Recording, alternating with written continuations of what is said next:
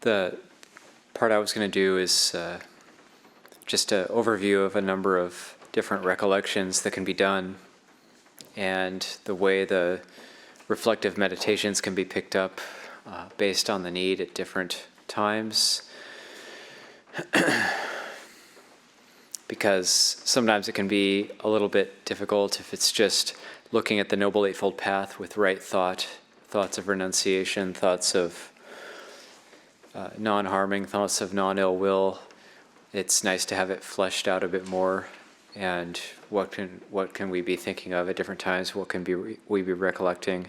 Because the mind is going to be thinking all the time anyway, so trying to curb it in more of a positive direction. And so there's a series of very short suttas which I'll just read from, and then I'll take it from there.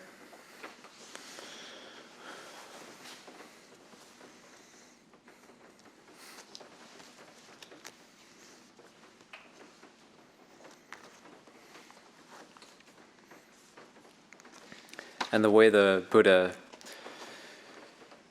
does this is by each one, it says there's this one thing when developed and cultivated or contemplated, that it leads to dispassion, cessation, peace, nibbana. And then there's the next thing, and he says there's just this one thing, and then there's the next one, and he says this one thing. So I kind of like that way of speaking, because it shows that they're all of the same nature. All these contemplations are leading in the same direction. The Anguttara Nikaya, Book of the Ones, starting with Sutta 296 and ending with Sutta 305. Bhikkhus, there is one thing that, when developed and cultivated, leads exclusively to disenchantment, to dispassion, to cessation, to peace, to direct knowledge, to enlightenment, to nibbana. What is that one thing? Recollection of the Buddha. This is that one thing that, when developed and cultivated, leads exclusively to disenchantment, to nibbana. Bhikkhus, there is one thing that, when developed and cultivated, leads exclusively to disenchantment, to dispassion, to cessation, to peace, to direct knowledge, to enlightenment, to nibbana. What is that one thing? Recollection of the Dhamma. Recollection of the Sangha. Recollection of virtuous behavior. Recollection of generosity.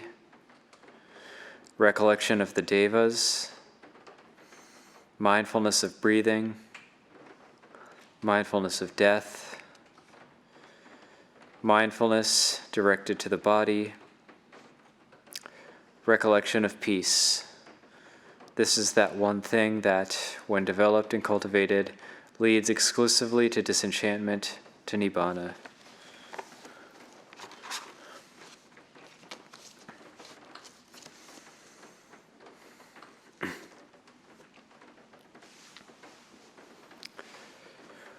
So I guess just starting with recollection of Buddha, Dhamma, Sangha.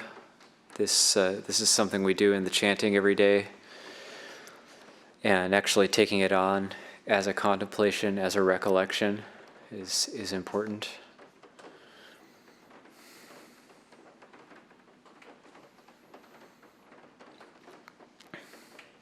And also it ties together with the teaching of Ajahn Mahabua, where he said at a certain point he realized Buddha, Dhamma, Sangha were one and the same, and so then it makes sense where the Buddha says there's this one thing when developed and cultivated, recollection of the Buddha. There's this one thing when developed and cultivated, recollection of the Dhamma. There's this one thing when developed and cultivated, recollection of the Sangha. So it's all one thing. It all leads to the same place. So, and virtuous behavior, generosity, the Devas, and so on. These all, recollecting these things, it all leads to a sense of disenchantment. And so these are actual thoughts and recollections. The Buddha also puts in mindfulness of breathing in there, so not just doing mindfulness of breathing, but actually recollecting mindfulness of breathing, that it's a possibility, or just stopping during the day for 5 minutes and taking a few deep breaths. That can be really important. That's something I've done during the work periods here. If there's a lot happening, or if there's a big project or something, stopping for a minute and just taking a deep breath and checking in with the posture and resting just for a minute, and that can make a big difference as to how the day goes.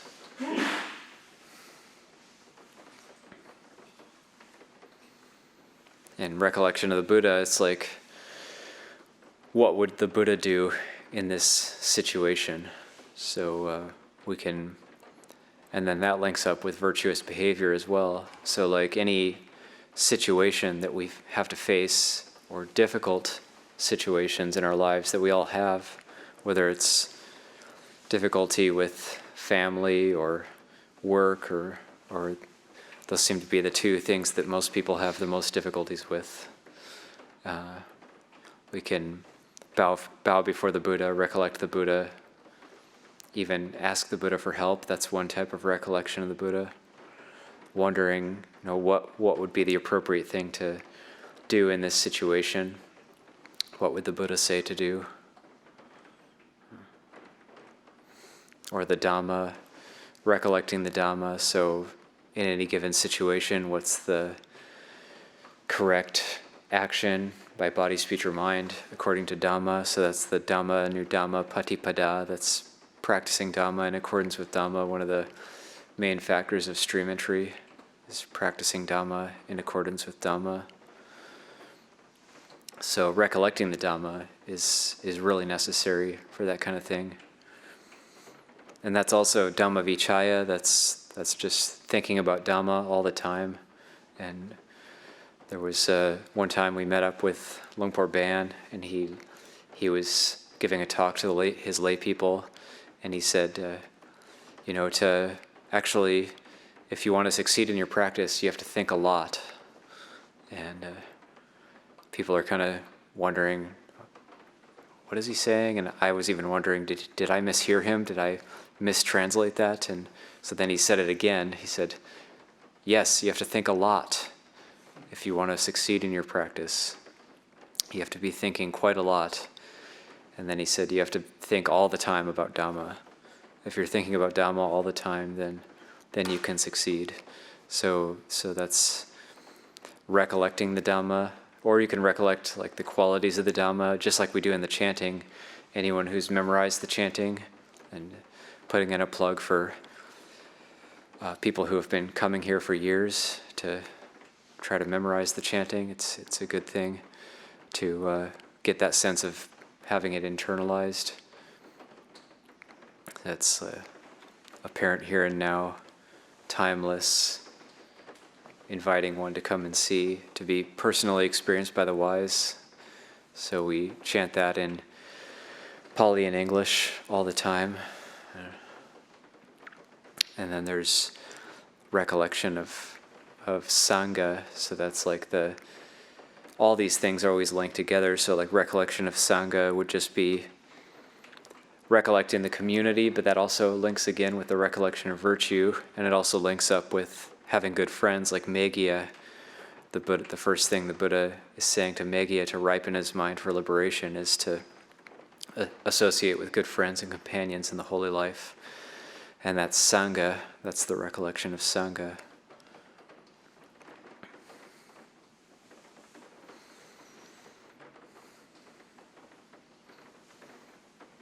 And Luang Por Cha has this one teaching where he said his practice got to a certain point where he could think of the Buddha and he would just burst out crying out of faith and gratitude. And his practice got to that point where recollection of the Buddha became very, very powerful for him, and he could bring up immense faith, joy, happiness just by thinking for a short while about the Buddha, about the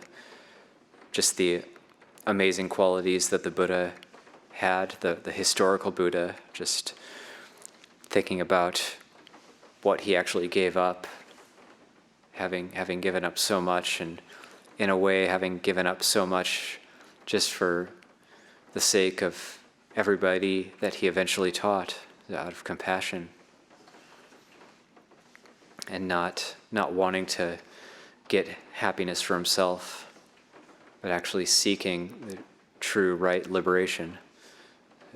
So the incredible sacrifice that takes, and the incredible dedication and resolve that the Buddha had, that we're able to tap into that now, just because this one person did that, chose to do that, to do the practice and actually reach completion through his own efforts.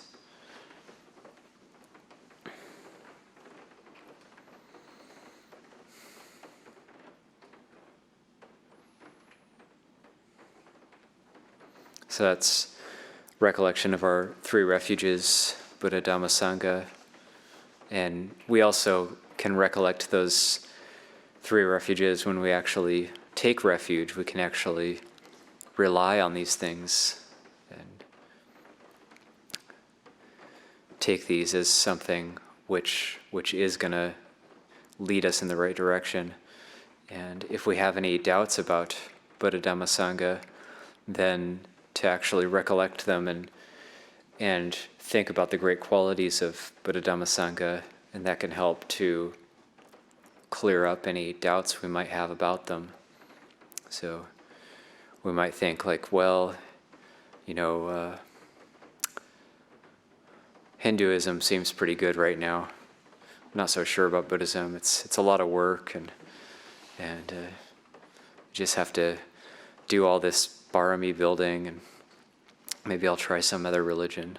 So then recollecting Buddha, Dhamma, Sangha can help re-inspire us or get us back on track and get us sort of willing to do the work that needs to be done. A recollection of virtue, if we have this sense of like wanting to give up or thinking, oh, I've been practicing so long and nothing's come of it. But then we can bring up the recollection of virtue, and we can just recollect how long we've kept precepts for. And if it's been a number of years or been quite a long time, that can help overcome that state of just wanting to, of just thinking we haven't gotten anywhere. So I've done this many times where I thought, well, the mind is just not getting any better. It's just falling back to the same old habits. But then that recollection of virtue would come up almost automatically, just that there is some power in that recollection of just the sheer time that we've kept precepts for. And that's like this, on the extreme level of that recollection, there's this monk in the Theragatha. He's the one who's been ordained for 25 years, and he's lamenting that he hasn't had a moment of peace. He's been practicing really hard, and he hasn't gotten any peace in 25 years, and he's going to commit suicide. He's at his wit's end, so he's going to hang himself. So he's got the noose around his neck, and then he recollects his own virtue. He's never committed a serious offense in all that 25 years, and he brings up such joy and rapture in him that it sort of catapults his mind into liberation. And he's got these utterances, something like, with the noose around my neck, I saw the deathless right there, or something like that. I can't remember that one, but it's quite a good image. So that recollection of virtue got him through that particular moment.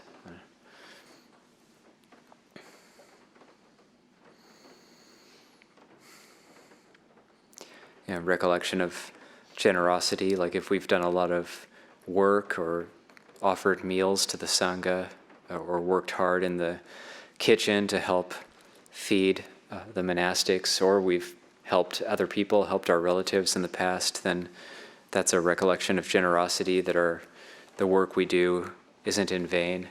It actually has these long-term effects. And sometimes we might even see something that was done that's good, and we've forgotten that we were the ones who did it, even. I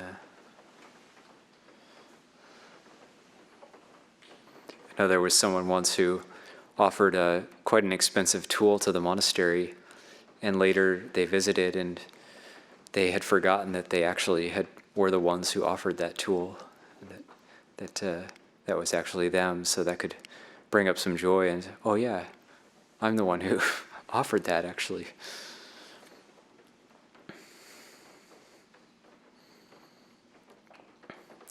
So recollection of generosity.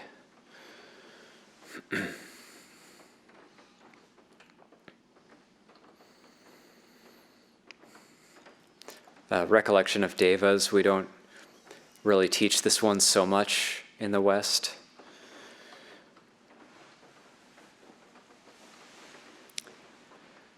So, sorry, can't get the benefit from it. You want to hear about devas?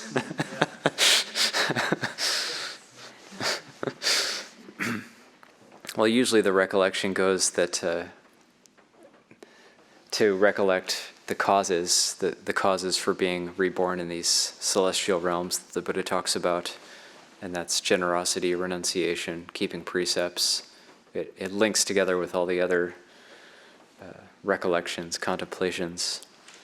So the immense happiness, we can contemplate the immense happiness in the Deva world that a Deva would actually experience. And the Buddha said that the happiness of a Deva is, so if you think of the most possible happiness a human being could experience, and the Buddha brings up the example of a Chakawatin, a wheel-turning monarch. And he said when the wheel-turning monarch, someone who's righteously conquered the entire earth and is ruling peacefully over the earth as a wheel-turning monarch, a wheel-turning king, then he'll survey his accomplishments and everything he has, and he might experience great happiness on that occasion. And then he said that's not even 1/16, or that's not even a smidgen of the happiness that a Deva experiences in its normal everyday life. So that the happiness of Devas is quite refined and quite extreme by human standards. So then the causes to be reborn in that type of a world would be generosity, renunciation. The Buddha talked about there is different levels of Deva realms. We don't have to get into that here, but just thinking of Devas in general, the Buddha talked about his own past lives and that doing things like going without. So like you might want or need something, but to have a practice of going without, that was also a cause for him to be reborn in Deva worlds. So, and specifically virtue, that's a big one. They talk about the 8 precepts, the renunciate precepts, being a big cause for the Deva world.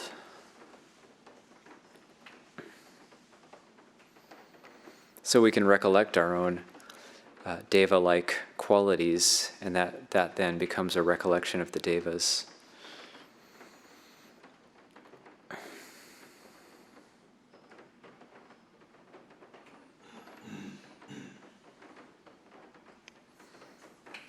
So I might just do a short 10-minute meditation, or maybe even 5 to 10 minutes. So getting on in time here, and just to try and guide you through checking in with whatever our thought process is doing currently. Maybe we feel a little bit tired or worn out, or we feel comfortable, or we might feel a little bit uncomfortable, and just seeing what's the current state of our body and mind.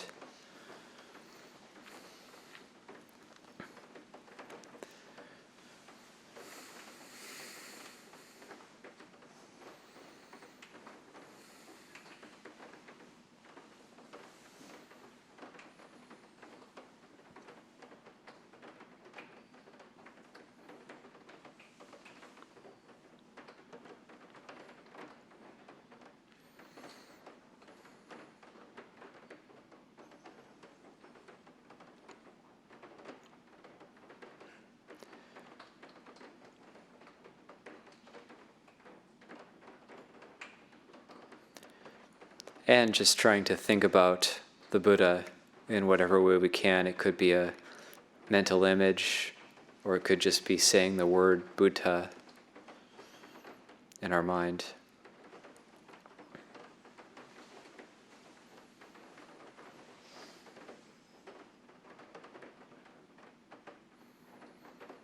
And just trying to imagine that the Buddha is here with us, watching us, and we're meditating with the Buddha.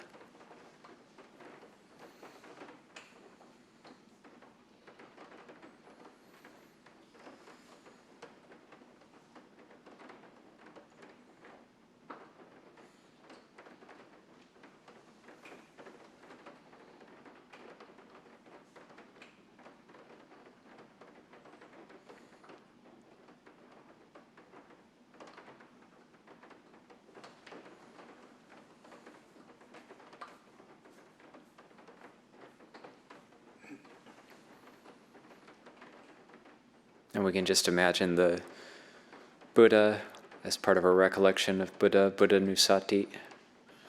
The Buddha is here looking after us, looking over us compassionately.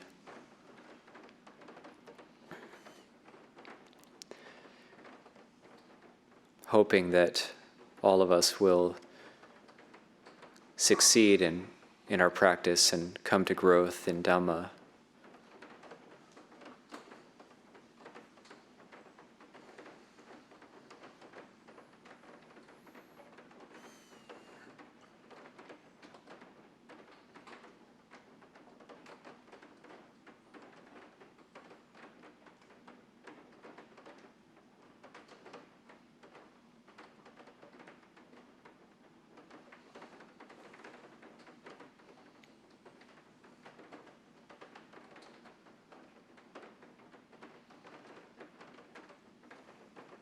And we can imagine that the worse we are, the more low and unhelpable we are, the more the Buddha is going to put effort into helping us.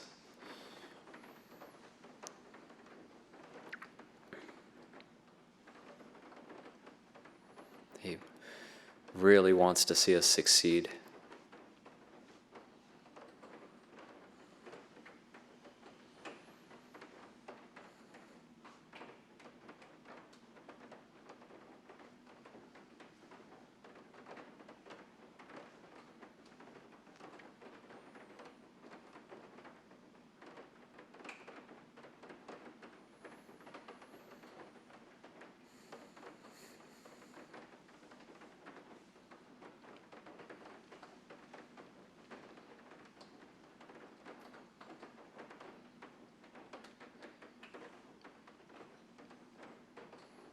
Now we can bring up the word Dhamma in the mind.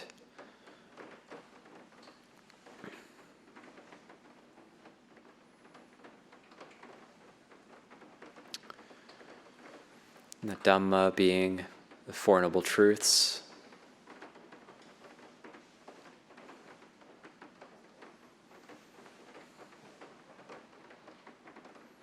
The hallmark teaching of Buddhas.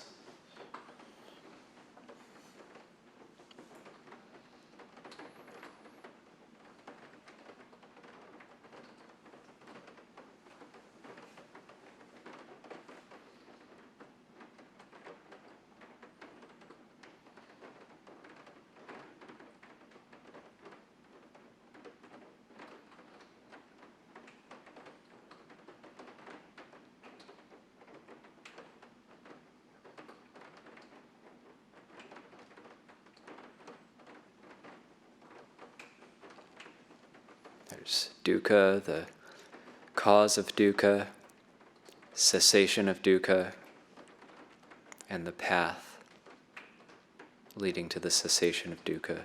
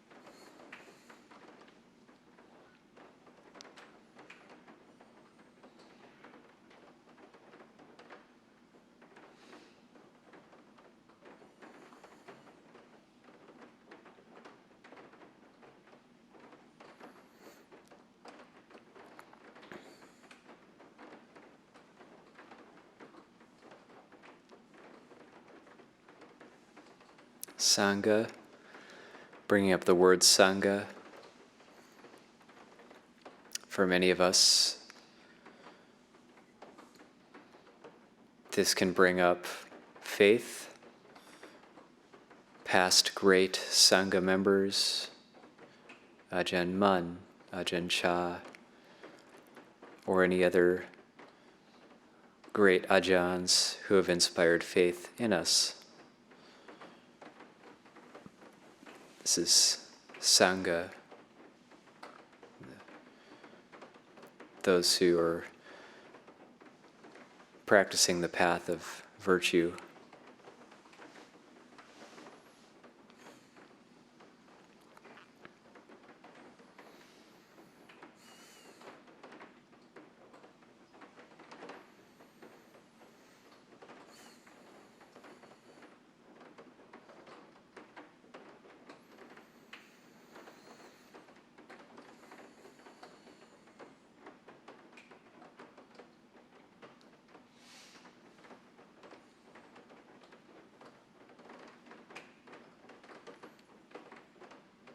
That there's actually people in this world who are humble, who just take whatever is provided for them, whatever is given.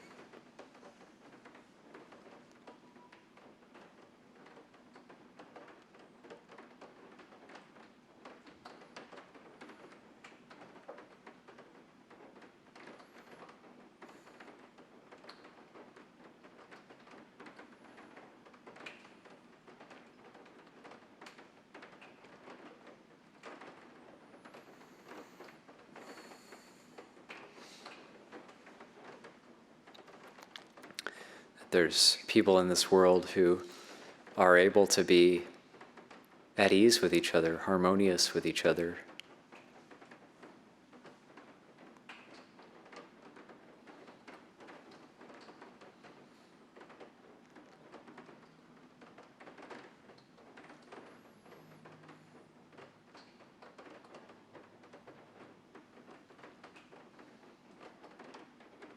Experiencing joy based on one another's presence.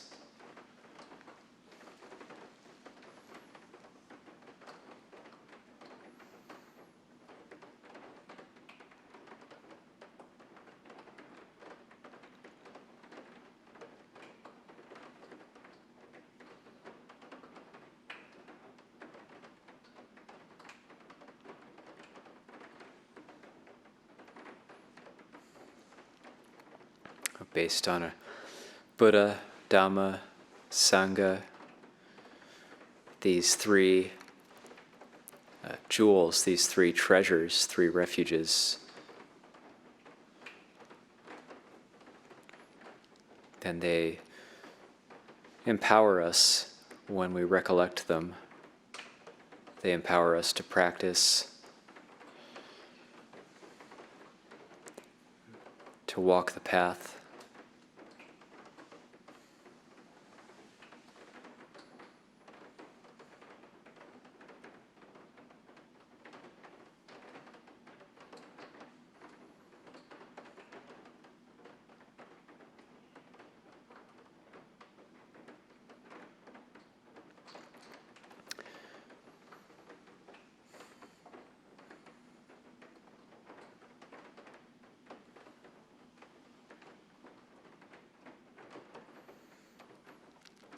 And it wasn't listed as one of the recollections, but we can also bring up a sense of gratitude for these things.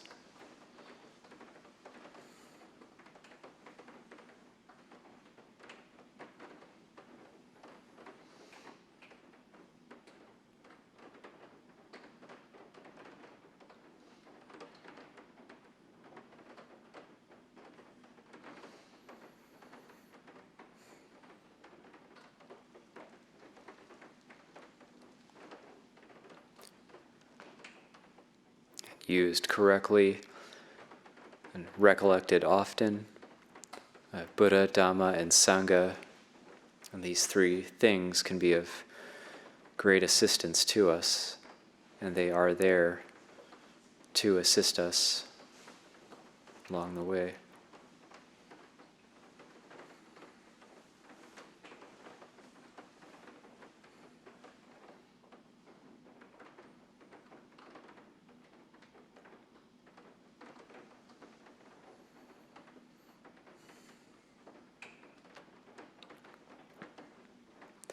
And then just at the end, we can take just a few mindful breaths, anapanasati, this recollection of anapanasati.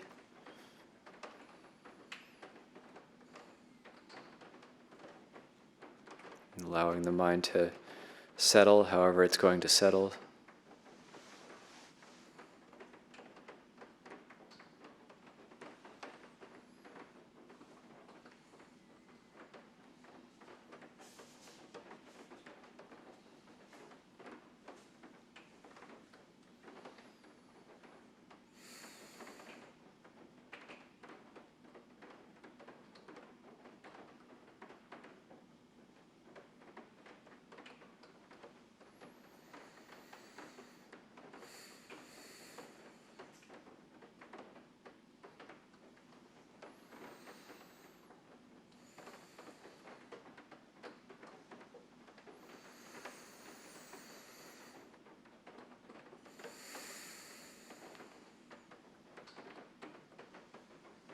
Okay.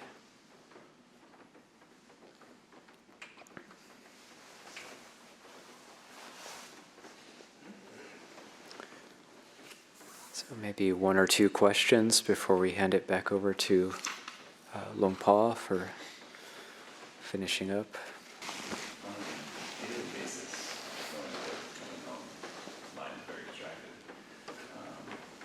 And picking up any of these objects of meditation,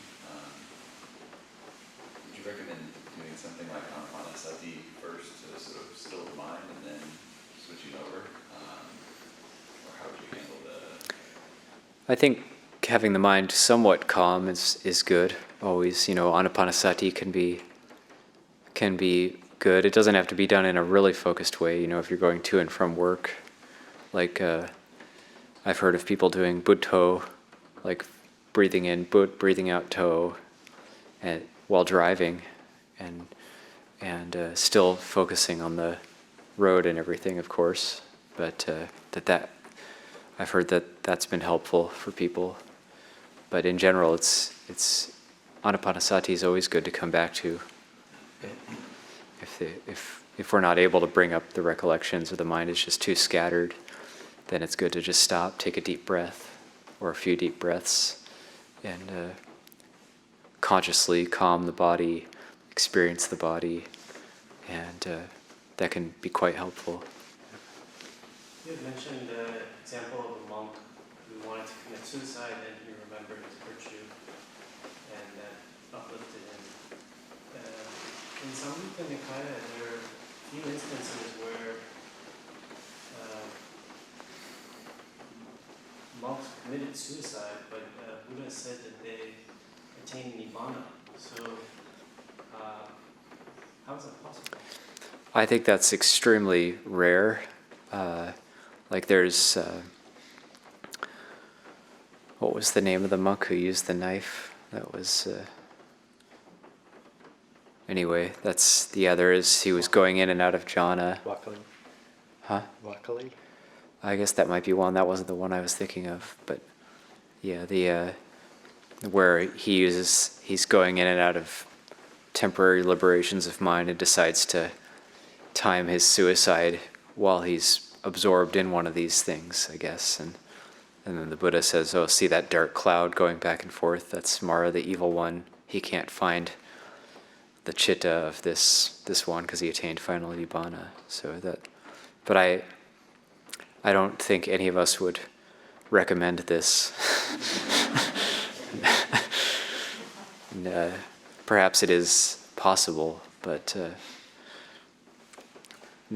I wouldn't say it's so likely. Possible, but not probable.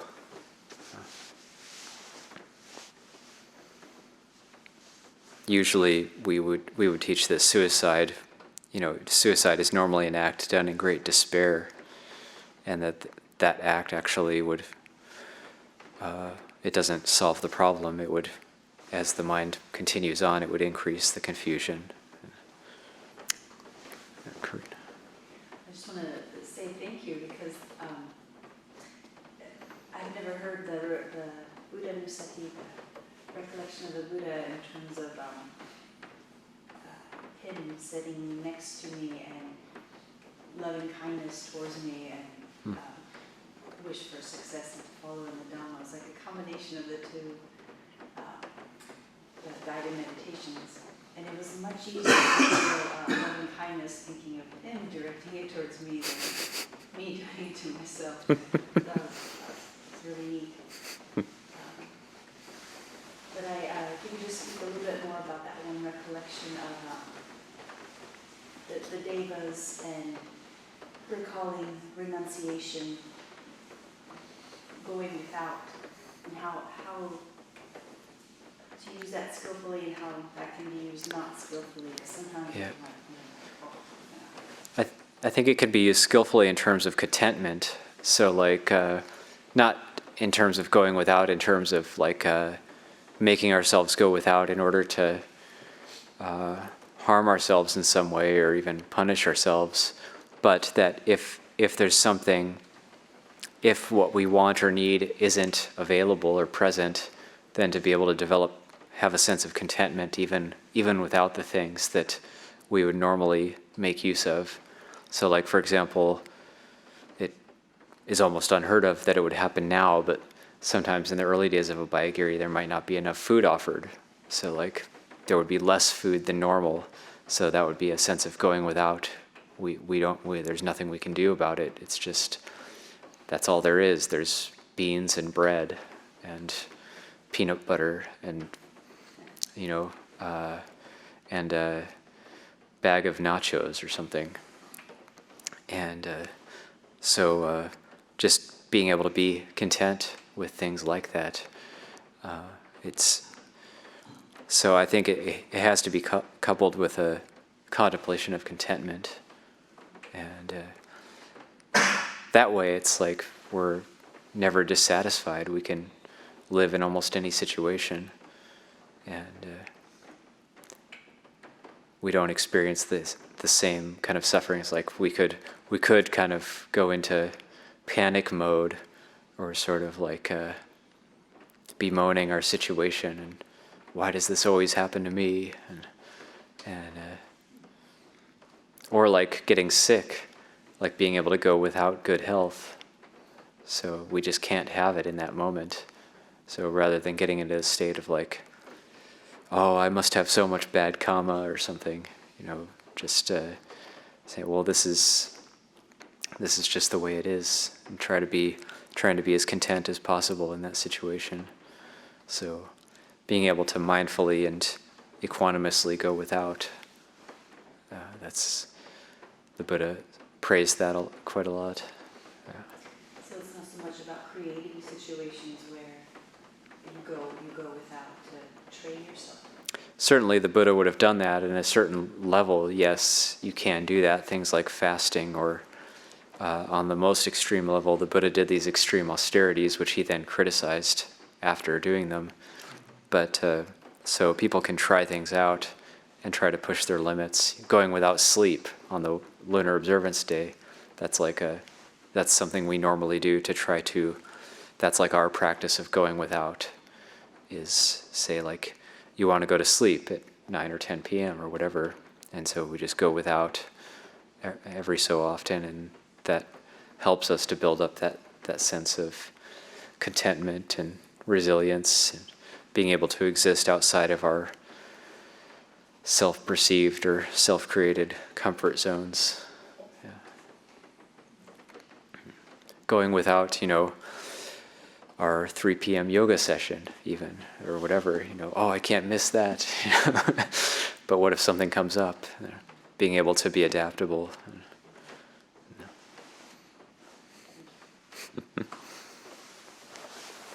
It's 3:40, I've gone over a little bit. Okay, so we'll look to tie it all together, put a ribbon on it, put a bow on top. There are a few things that come to mind as we reflect on this. The use of directing of the thought processes and bringing to mind and directed, using directed thought. And one is the idiom that is used in the one of the readings that was recommended in the handout or in the announcement, and that's the Mahanama Sutta, which was Anguttara 9, Sutta number 10, and there's a refrain that goes through the whole sutta, and this is bringing to mind the 6 recollections, which are the most common in terms of when the Buddha talks of the different anusattis or the recollections. These are the most common: Buddha, Dhamma, Sangha, generosity, virtue, and the devas, so that and the Buddha says, and when someone recollects these different thoughts, on that occasion the mind is not obsessed by lust, hatred, or delusion. On that occasion the mind is simply straight, based on Buddha, Dhamma, Sangha, virtue, generosity, devas. Which I really love that idiom. The mind is simply straight, and based on that, and then one whose mind is straight gains inspiration in the meaning, gains inspiration in the Dhamma, gains joy connected with the Dhamma. When their joyful rapture arises, for one with a rapturous mind, the body becomes tranquil. One tranquil in body feels pleasure. For one feeling pleasure, the mind becomes concentrated. This is just a normal process, and it's quite beautiful to reflect on that. And this is called a noble disciple who dwells in balance amid an unbalanced population, who dwells unafflicted amid an afflicted population. And so that we have this opportunity to direct attention in these skillful ways, and to using the thought processes to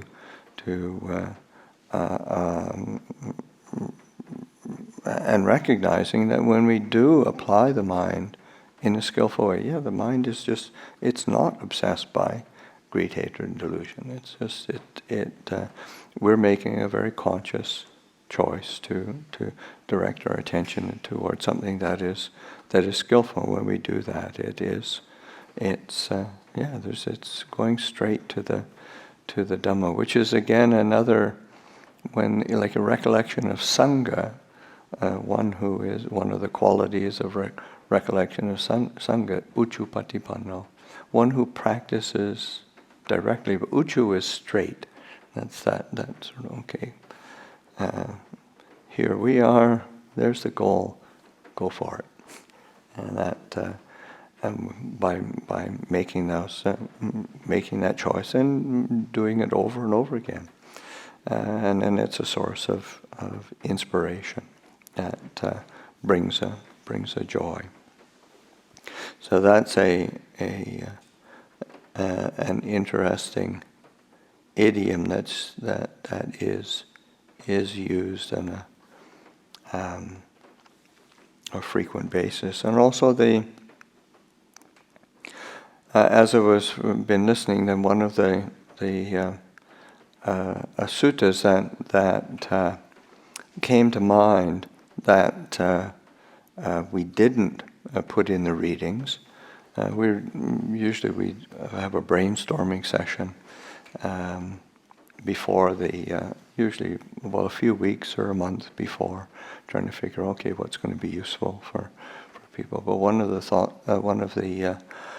suttas that I was reminded of as we've been talking today is the Anuruddha Sutta, which is Anguttara 8, Sutta number 30, and it's about the 8 thoughts of a great person, and that is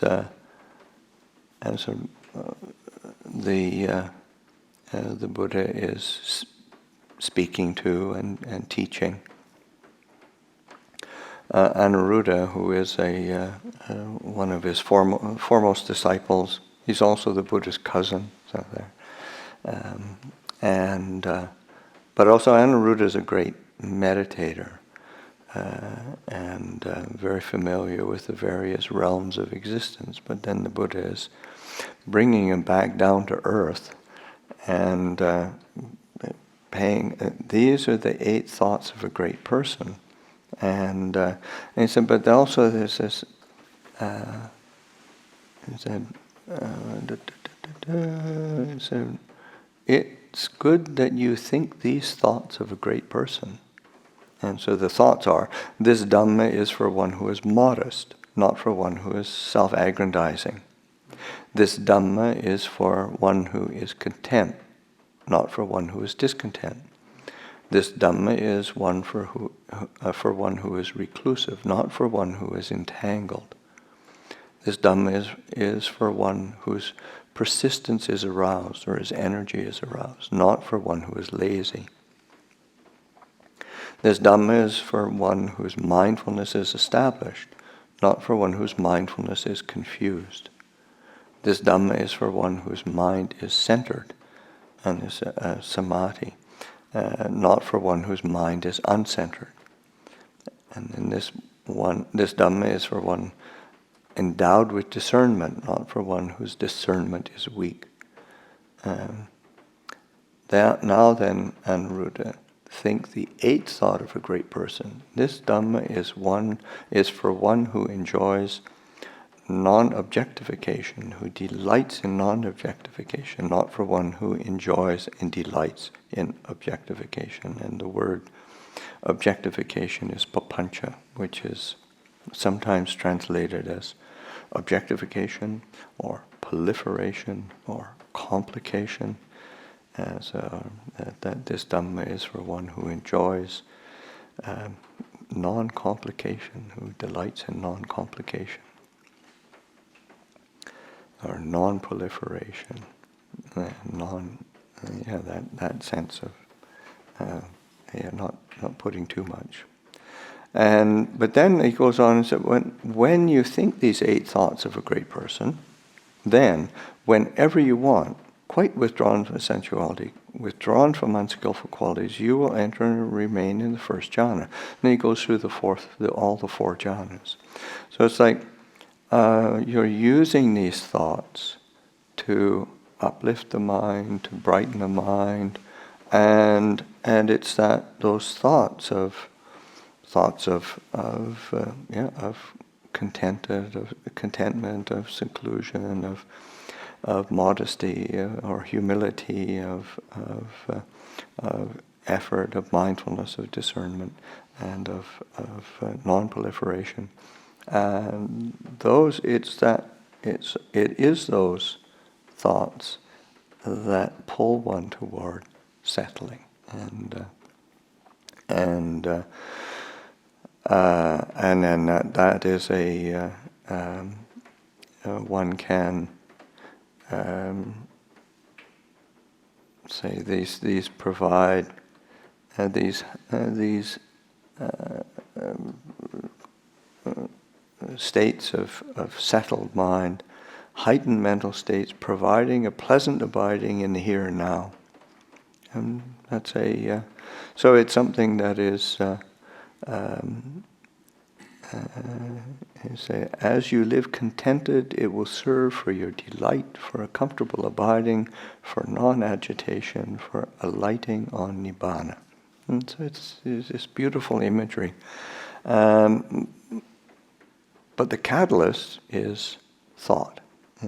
Using the thought process, directing the thought processes in a skillful way, and bringing up thoughts that are beneficial and supportive of one's well-being.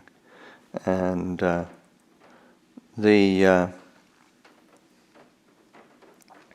as well as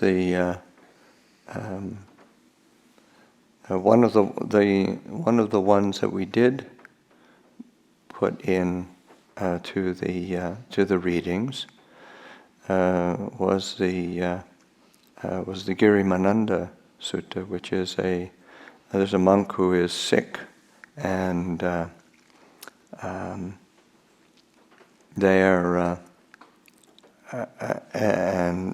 the Buddha instructs Ananda to go and visit this monk who's sick, and he's afflicted with illness, and he said, speak to him about 10 perceptions. And perceptions are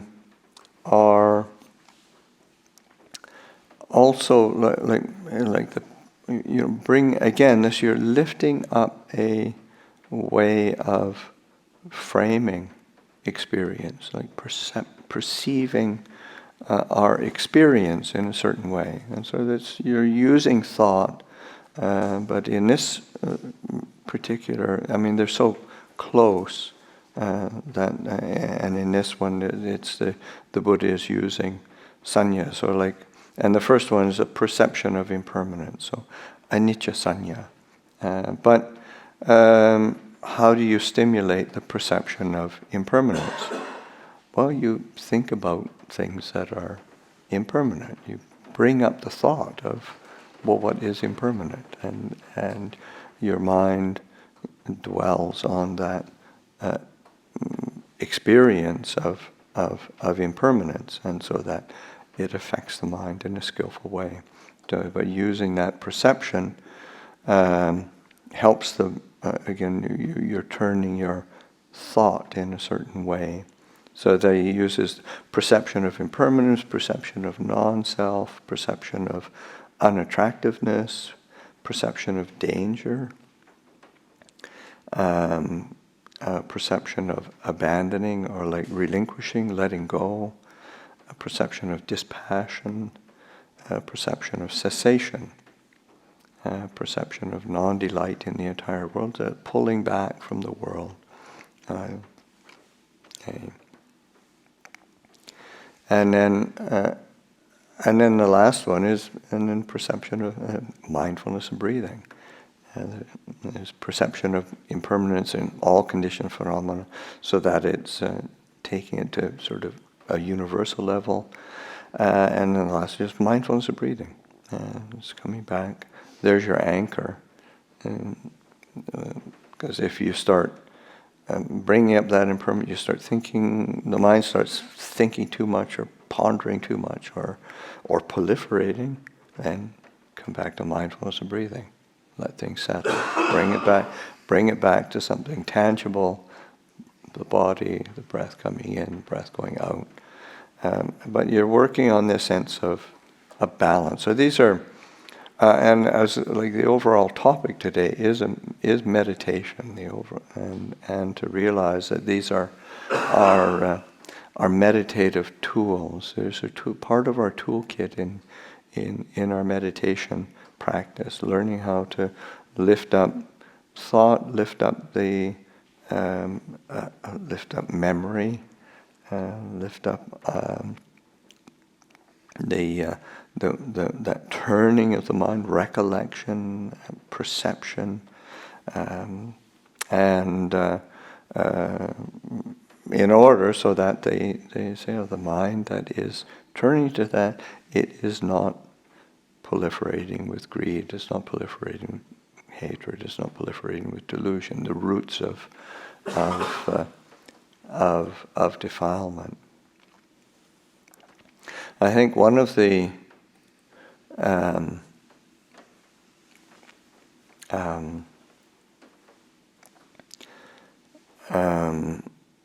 things I wanted to talk about to wrap it all up is also one of the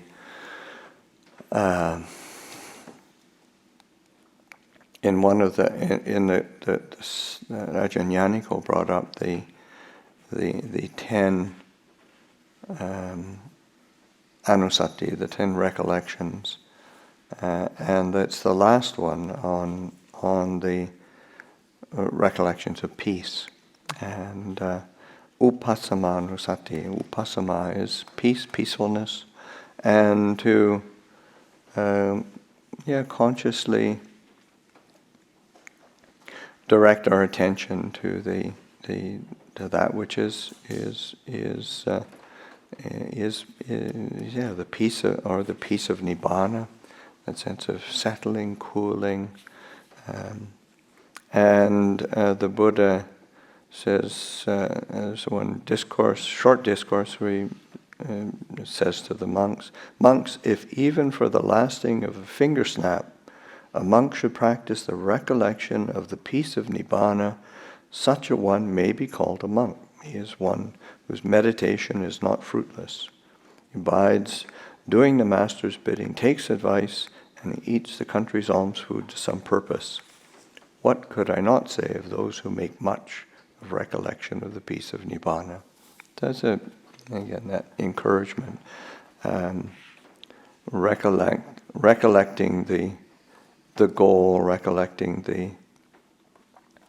that ultimate purpose, and realizing that that's what we're doing all this for, is to bring the heart to a place of real, like the true peace and true sense of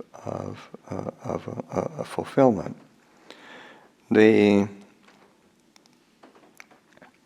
There's also in that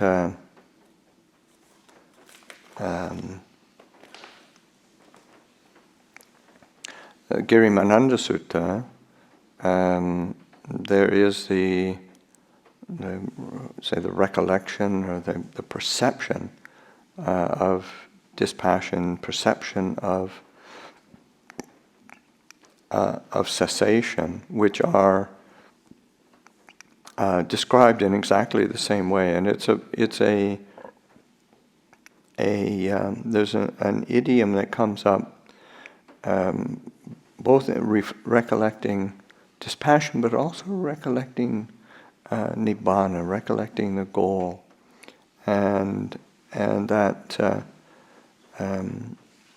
in the translation, it's almost, and some places it's a recollection, some places it's like kind of like an exclamation. And this is peaceful, this is sublime. That is the stilling of all activities, the relinquishment of all acquisitions, the destruction of craving, dispassion, nibbana. And again, as a recollection of the goal, recollection of peace, that's the function of the goal is to this, or the nature of that. This is peaceful. This is sublime. And I'll read the Pali for those who might be familiar with some of the Pali. But etang santang, etang panitang, yadidang samba sankhara samata, sambubhandi patinisago, tanhaka yo virago nibbhanati. And one of the things that struck me with this is that the language is not the kind of gung-ho, kill the defilements, gung-ho, strive till your blood dries up and your bones crumble and you sort of die under the Bodhi tree, sort of thing. It's this is peaceful. This is sublime, so there's a lot more subtle. It's much more subtle in that sense of. This sense of this is peaceful. This is sublime. This etang santi is peaceful, and panitang is sublime, refined. It's refined. It's something that is really, it's not coarse. It's not crude. It's not in your face. You need to reflect on it carefully, and then yadidang. That is sabba sankhara samatha. So it's like the stilling of all activities, the sankhara, sankhara is all of the activities, the mental formations, the movement of the mind. It's sabba sankhara samatha. Samatha is, it's in the same as like samatha meditations. Those are settling, tranquil. They're stilling, so that it. Again, it's not that sense of you've got to force these formations into stillness. This is like bring it to a place of settling and tranquility, allowing it to come to a place of settling and tranquility. Because we get so wound up sometimes trying to force things to be still and force the mind to be still. And the mind is just another formation. It's just doing what minds do. I mean, it just cranks it out, and we get entangled in it, and we believe that we're either for or against it. But all it's doing is it's just doing what mind's doing. So just letting it settle, letting it still. Sambhupadhi pati nisago. So sambha is like all. Upadhi is the basis of being. The basis of, like, upadhi is the upadhi is like your basis of identity. What we identify with, that we end up entangled with, and we create a sense of self around. So 5 khandhas: form, feeling, perception, mental formations, consciousness, that are bound up with attachment and clinging. And that the upadhi is the base of where we identify and create a sense of I, me, and mine. But the patinisago is like releasing or letting go,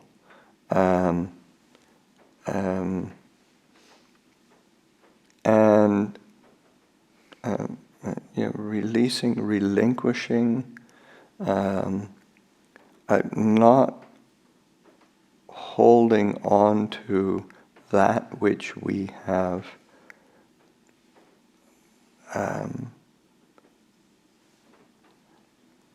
there's a beautiful way that Ajahn Buddhadasa speaks of the sense of patinisago in terms of like releasing, relinquishing, letting go. And he says that it's like we have to get out of the habit of being thieves. We have to. We're taking what doesn't belong to us, and we have to learn how to give back to nature what never belonged to us in the first part. So it's like, we finally figured out, or we've been caught in the act of being, of stealing. And what are we stealing? Body, feeling, perceptions, mental formations, and consciousness. These 5 khandhas. It never belonged to us in the first place. It's a part of nature. We assume ownership over it. And we have to learn how to release it and give it back to nature. And that is what opens the heart into the sense of peace, the peace of nibbana. is not something that you gain, that you get, that you claim ownership over. It's by relinquishing and releasing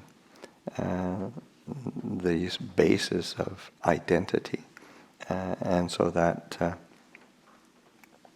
are so this sense relinquishment of all acquisitions, and the last destruction of craving.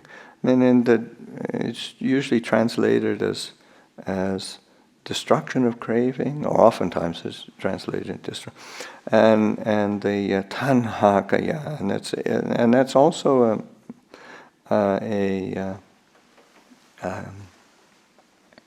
I mean, it's a synonym for. It is a synonym for nibbana, but it's also that tanha. Of course, tanha is desire. Tanha kaya. Also, I mean, has many different meanings, but like wearing away, diminution, exhaustion, ending, destruction. So it's not this sort of, going in there and destroying, but it's sort of like, it's being worn away through the process of right view, right thought, right speech, right action, the Eightfold Path. We're setting in place the conditions that allow for it to be exhausted, for it to end, and so just giving ourselves to that process, and that sense of destruction of great dispassion. The word is viraga, and so raga is passion, vi is sort of not, so dispassion. But it also has similarly has this equally valid translation of fading away, where this the kind of passion, craving, fascination, it fades. I mean, when one sees things clearly,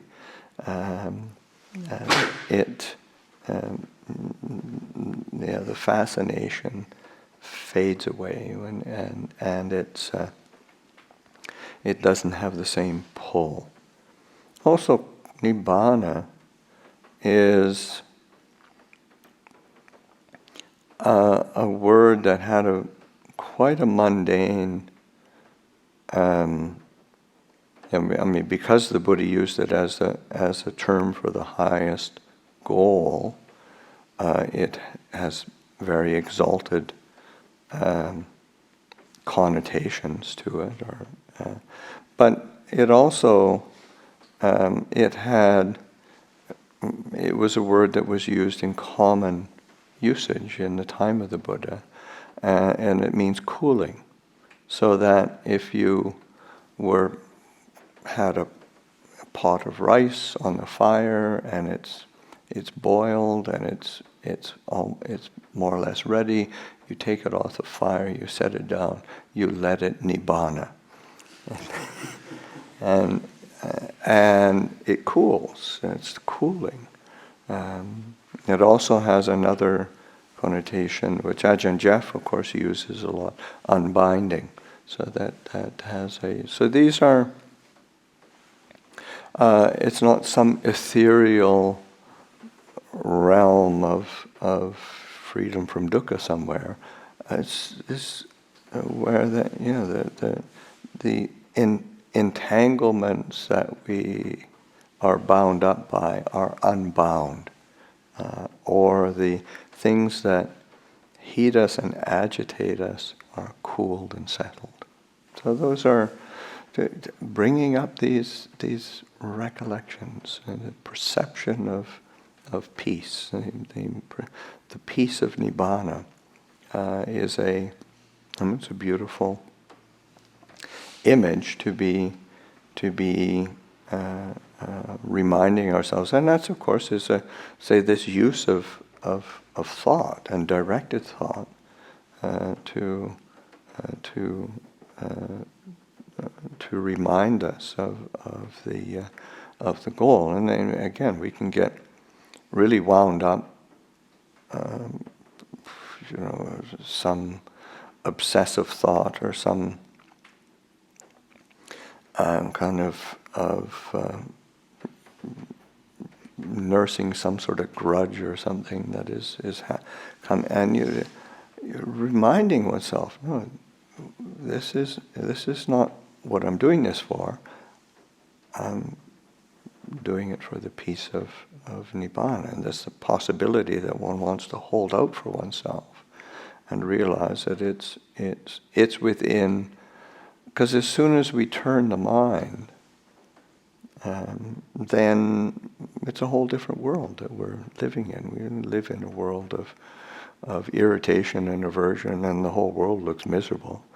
And you turn that, and we can experience something that is peaceful, that is sublime, and that is truly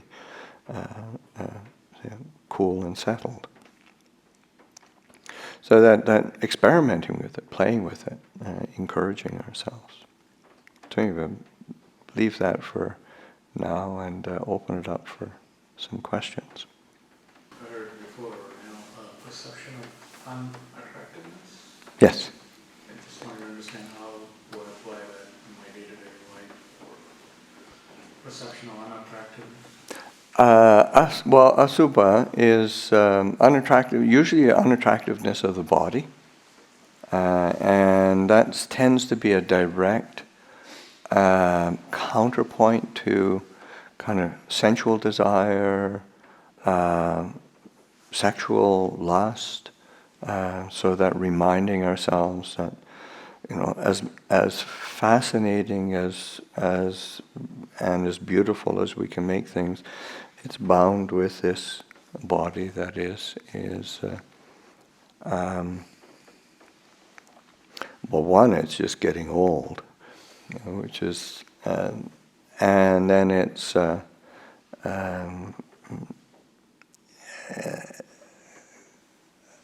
these elements. It was like the bag of skin oozing from 9 holes, and the stuff is leaking from. And you bring that up as, okay. It has a very different experience on the mind, and so and it isn't sort of, but it is a counterpoint, recognizing that, because as soon as we start objectifying, whether it's people or experiences that are an object of gratification, we are, we're really diminishing ourselves and then diminishing others. So then this recollection of unattractiveness says, hey, wait a minute, that's not the whole picture. And come back to a place of, because there's a real cooling of the heart, a settling of the heart, when it's not obsessed with those trains of sensual desire, because desire it creates an object of fantasy that almost has nothing to do with reality. So it's trying to get that balance back in. Instead of thinking of one thing which I was having difficulty with, brought to mind all the things that you're working. Yes, and it's really important, because we have to learn how to encourage ourselves rather than to undermine ourselves, and that I think that is a it's a cultural habit. I think, or it's a very human habit that we tend to focus on what we're say on our flaws and faults rather than recognizing, okay, we've actually done something in this life, and we do have a sincerity and a commitment, and to make that very conscious. It's important. So that's where these recollections in directing thought is also very, very helpful. Because we do, one of the first qualities that the Buddha points to as a spiritual faculty is saddha, is faith. And faith is maybe not such a great word in English, and maybe a better word is confidence. And so that giving oneself confidence in the things that are really worthy of confidence, and that's a huge support for the practice. Good. Along those lines, in addition to the specific recollections that have already been spoken about, and forgive me if I already missed this, but is there one about simply recalling one's own successes and good qualities, just as this one I was talking about? Well, I think, I mean, it might not have been as articulate as that, but I think it, certainly is, you start extrapolating when you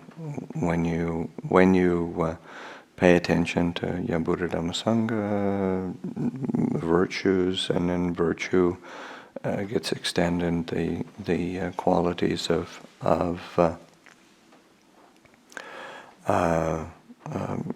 generosity then gets folded into say kindness, and that's where the 10 paramis are and I think this is helpful to to recollect how all of the different teachings are actually intertwined. I mean, there's all these different lists that come up all over the place, but in the end, all of them are related, and they are, you're lifting up, and I think again a sense of giving oneself permission to let the mind range with thought over those things that do increase what is wholesome and skillful, and then to be relinquishing what is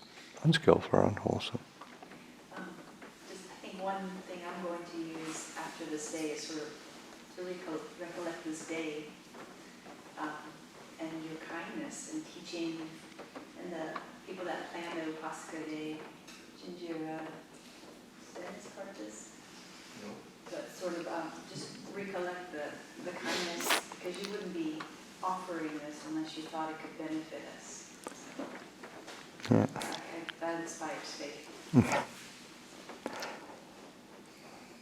It's good to know that we're, maybe we do put effort into it, and there's people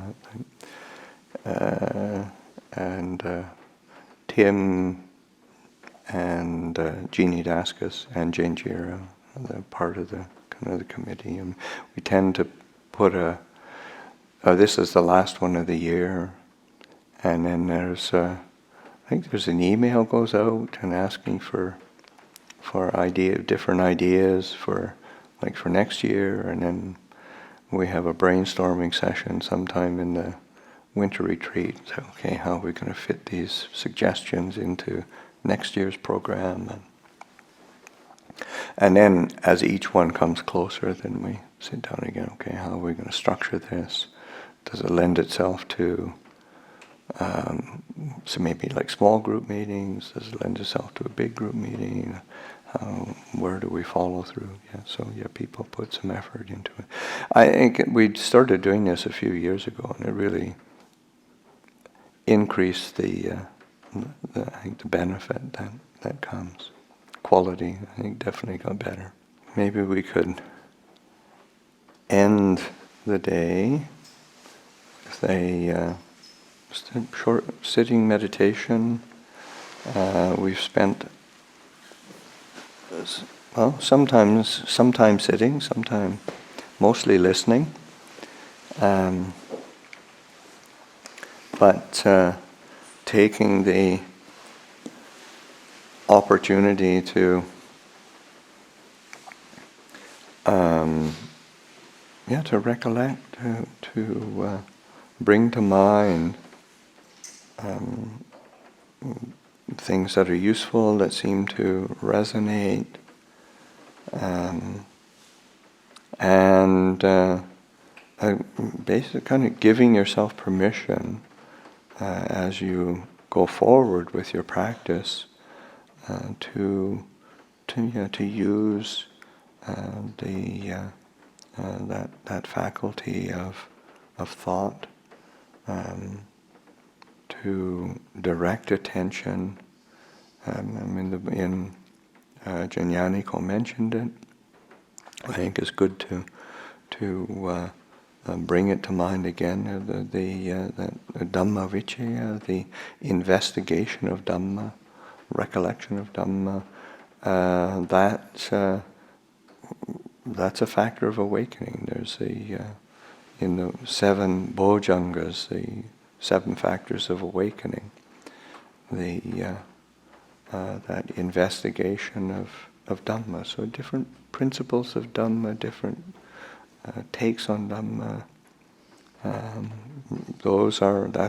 That's a factor of awakening. It's mindfulness. And then, mindfulness and Dhamma Vichaya, the investigation of Dhamma, effort, joy, tranquility, concentration, equanimity. Those are the 7 factors of awakening, so that that directing of our attention, using the thought processes to come up with some Dhamma principle and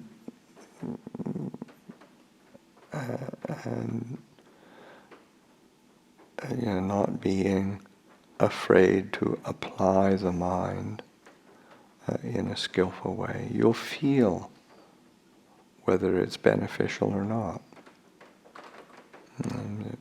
It will, and to be attentive to, what's the feeling when we bring up a certain thought.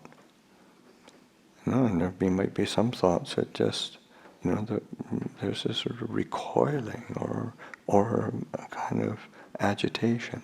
Well, that is intrinsically is kind of unwholesome or unskillful.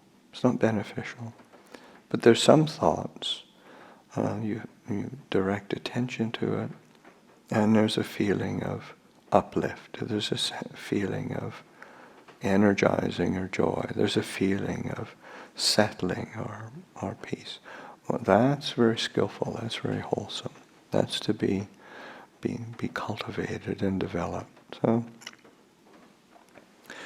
recognizing how to apply thought, how to recognize what's skillful, what's not skillful, and that's an integral part of our practice and our training. And sometimes you just plant a seed of a thought, and then just let things go quiet. It's like using the word peace, and then just letting everything settle.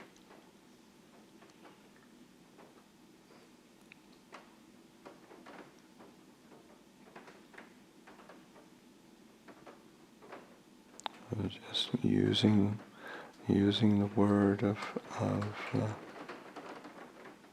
like a dispassion, and letting the heart settle into coolness and clarity.